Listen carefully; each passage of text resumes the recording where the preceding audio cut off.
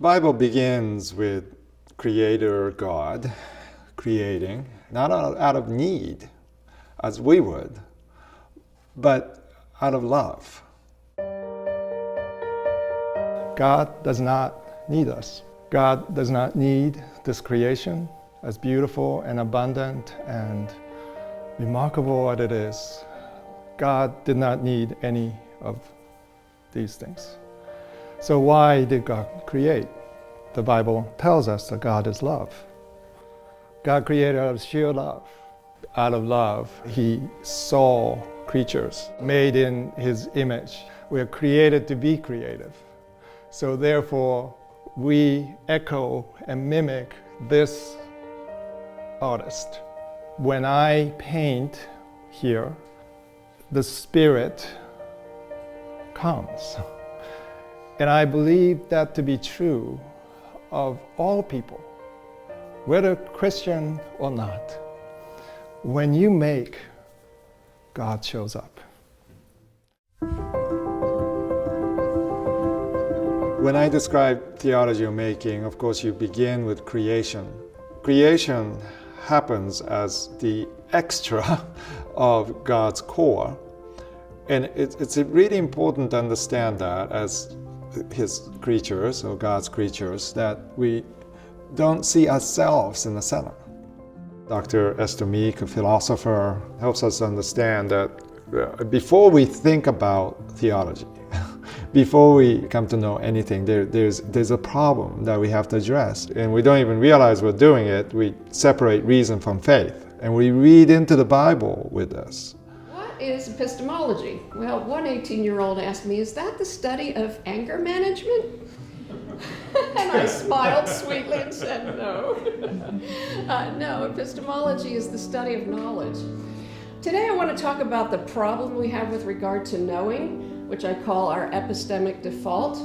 We say, yay, facts, that's knowledge, and we distinguish that from opinions, from interpretation, from values, from morals. We oppose reason to faith.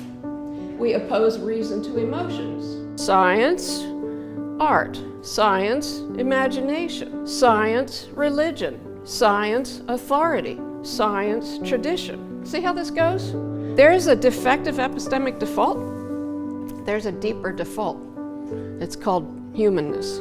But there's places in our life that we can't help but get it right. And so what we need to do is see the places in our life where we get it right and let that become paradigmatic and let that shift our knowing. And I would suggest that this would be a place where Mako's getting it right. So when I came this week, I said, I realize what I am is your malachite, right? I'm one of the minerals that he's painting with. So he's painting these beautiful canvases, but he's painting on a larger scale.